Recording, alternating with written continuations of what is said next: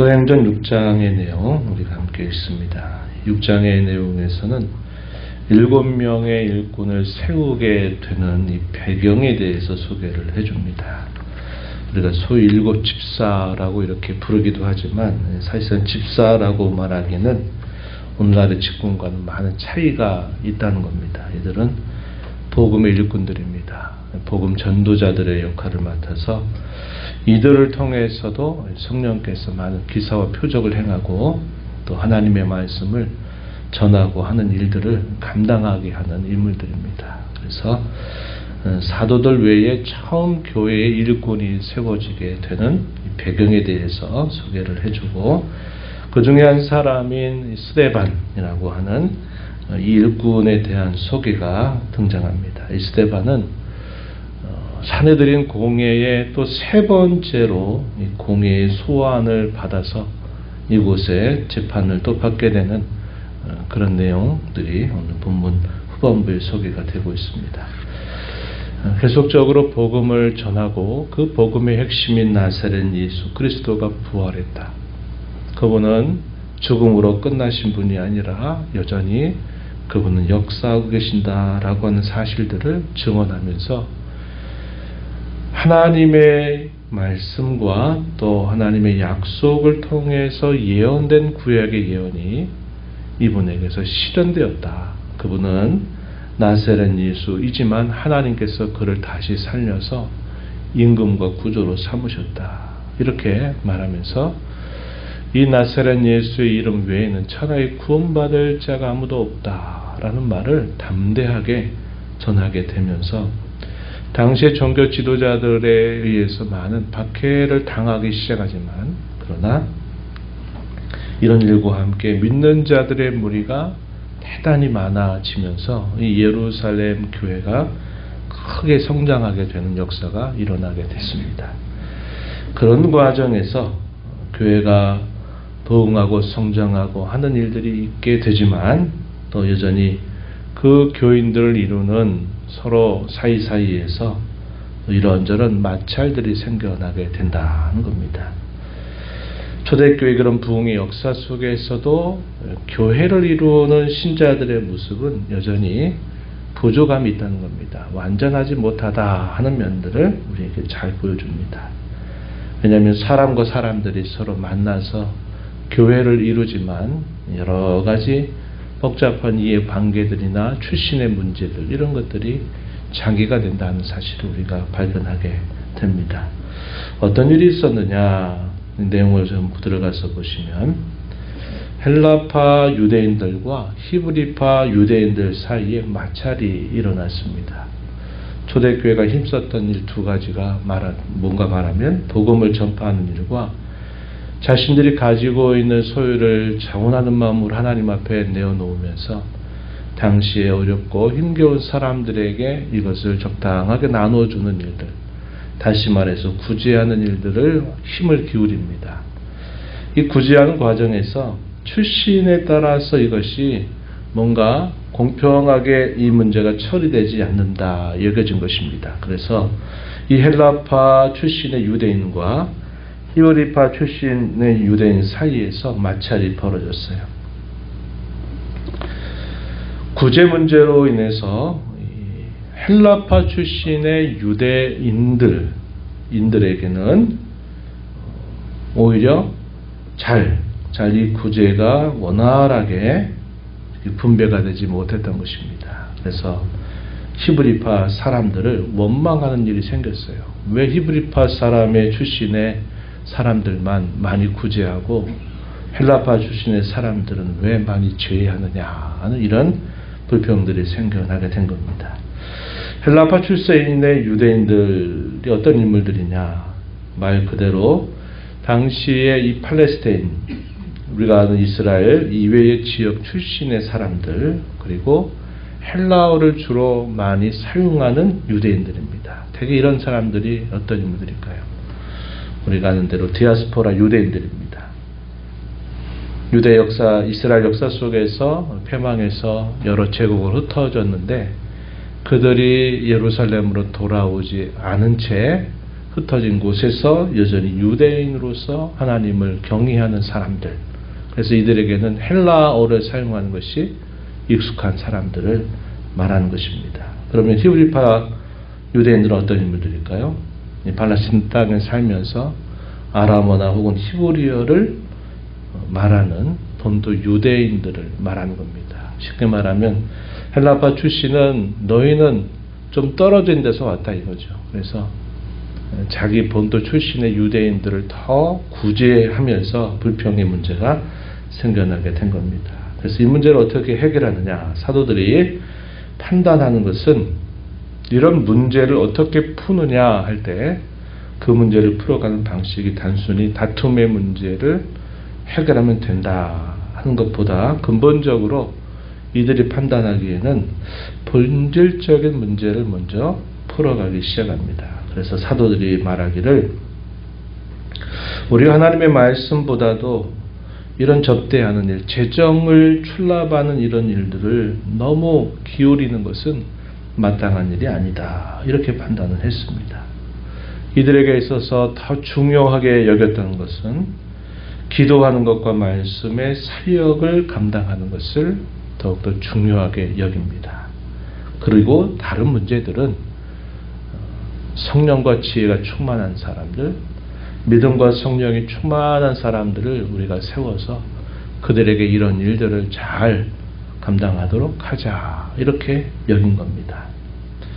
문제들이 생길 때 그 문제들을 표면적인 문제로부터 시작하기보다는 그 문제 해결을 본질로부터 풀어가려고 하는 이런 중심, 이런 자세가 대단히 중요하다 하는 겁니다.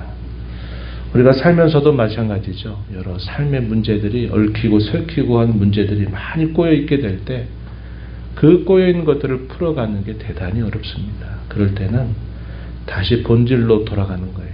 하나님이 무엇을 더 원하실까 하는 그 본질로 돌아가서 그 본질로부터 풀어가기를 시작하면 그 얽히고 설켰던 여러 실타래들이 풀려가게 된다 하는 것을 우리가 배울 수 있겠습니다.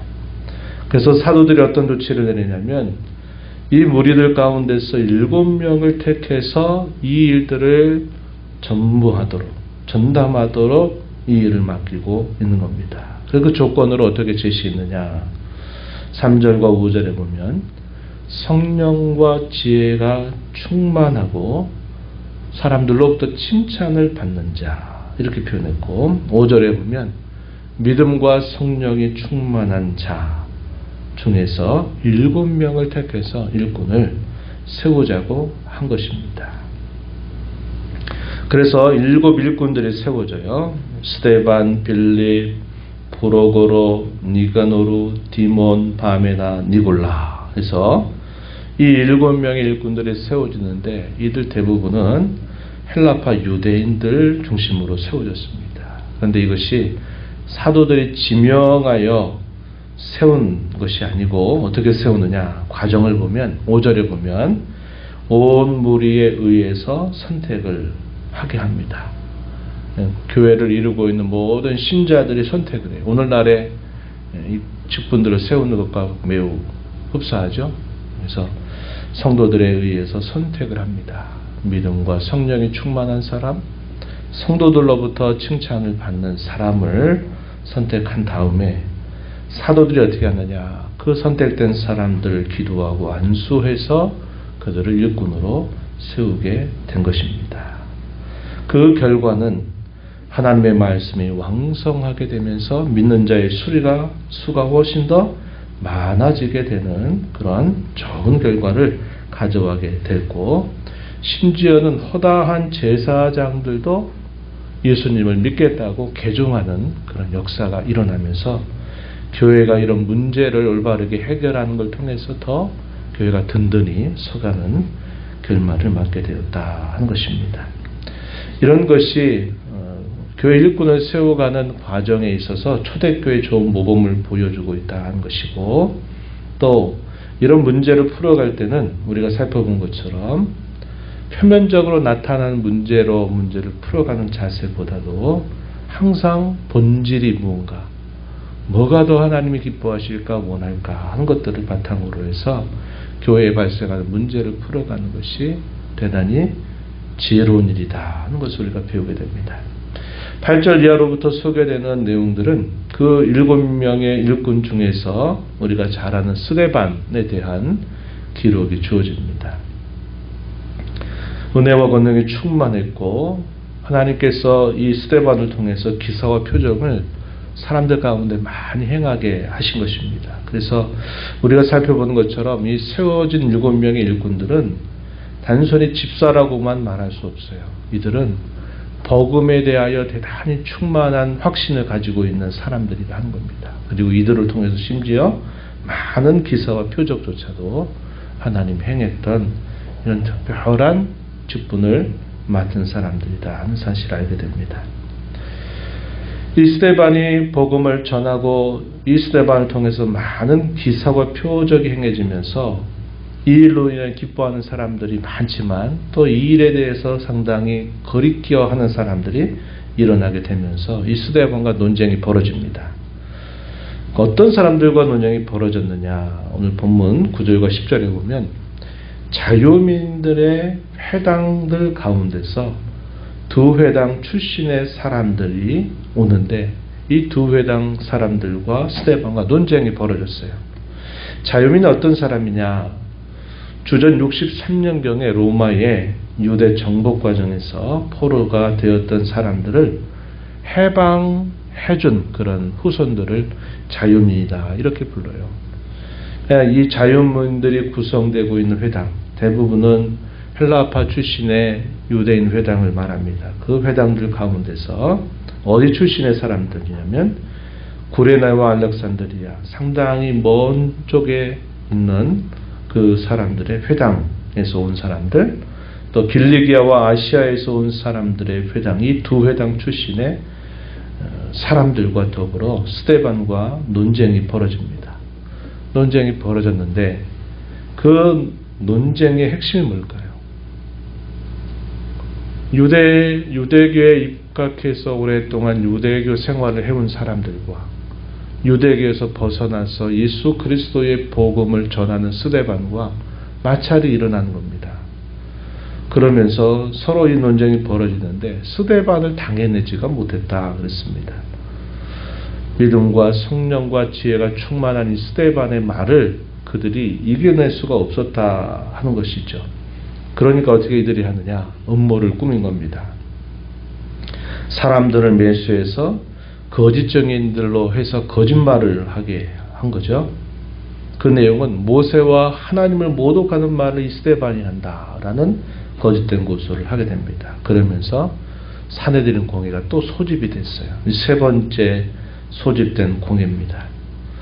백성 장로들 서기관들을 충동시켜서 이 스데반을 체포해서 이 공회 앞에 세우게 된 겁니다. 이 공회 앞에 선 스데반을 향해서 계속적으로 거짓된 고소들을 하면서 그를 재판해 줄 것을 청구하는데 그 거짓된 고소의 내용은 이 사람이 성전과 율법을 거스른다라는 것으로 고소한 것입니다. 13절 14절입니다. 14절에 보면 나사렛 예수가 이곳을 알고 모세의 규례를 고치겠다고 말한 것을 우리가 들었다. 이 일은 합당하지 않다는 거죠. 그래서 재판을 해달라는 겁니다. 그래서 이제 우리가 이 스데반을 다 보게 되고 있는 순간 이 스데반의 얼굴의 모습이 뭐와 같다 그랬습니까? 천사의 얼굴과 같았다. 이 말은 하나님께서 그와 함께 하고 계시다라는 사실을 보여주는 하나의 증거가 된다 하겠습니다. 그래서 이 공회 앞에 선 스데반이 놀라운 설교를 하게 돼요. 이것이 이제 우리가 내일 읽어가는 7장에 소개되고 있는 그 유명한 스데반의 설교입니다. 이 설교를 마치고 그는 어떻게 되느냐? 돌에 맞아서 순교를 당하게 되는 이런 일이 있게 된다 하는 겁니다. 우리가 오늘 이러한 말씀들을 살펴보면서 교회의 문제는 완전하지 못한 이상 어떠한 교회도 항상 문제는 발생한다 하는 겁니다. 그럴 때 그런 문제를 풀어가는 가장 중요한 열쇠는 본질로부터 그 문제를 풀어가는 자세를 갖는 것이 바람직하다. 문제가 안 생기는 교회는 있을 수 없어요. 중요한 건 그 문제를 어떻게 풀어가느냐가 정말 중요하고, 그 문제를 올바르게 풀면 교회는 오히려 든든하게 세워지고, 그 문제가 잘못 풀리게 되면 교회가 그로 인해서 많은 상처와 아픔을 안게 되면서 교회가 연약해지는 일이 따라오게 된다는 것을 우리가 보게 되죠. 각자에게 맡겨주신 그 직분을 따라서 사도는 말씀과 기도하는 일에 힘을 기울이고, 또 세움진 7명의 일꾼들은 또 자신들에게 주어진 그 역할들을 성실하게 감당하는 일들을 통해서 주님의 교회는 더욱 든든히 세워졌다는 겁니다. 하나님께서 구원을 하시면서 구원받은 자녀들에게 은사를 주시고 직분을 주시고 여러 사역을 감당하게 하시는 그 일을 우리가 기억하면서 우리에게 맡겨진 그 일에 충성스럽게 주님 앞에 잘 감당하는 일들이 있게 될 때 주님의 교회는 더욱 든든히 세워지게 된다는 것입니다. 마지막으로 진리를 말하는 이 스데반과 또 거짓된 고소를 해서 사람들을 매수하는 이 거짓된 증인들의 이 모습을 보면서 우리가 살아가는 이 세상 속에서 참 진리를 가진 자들로서 우리에게 주어진 이 진리를 정직하고 신실하게 잘 드러내는 저와 여러분이 되어야 하겠습니다. 이러한 은혜가 우리 모두에게 함께하기를 진심으로 바랍니다. 하나님 아버지 감사합니다. 이 새벽 시간 저희들을 깨워주셔서 오늘도 말씀하시는 하나님 앞에 저희들을 세워주시고 말씀을 통하여 저희에게 여러 교훈들을 또다시 마음에 새겨주셔서 감사드리옵나이다. 하나님의 말씀을 통해서 이 땅을 이루는 우리 모든 성도들은 여전히 온전하지 못하기 때문에 이런 저런 문제들이 교회 안에서 발생하게 됨을 봅니다.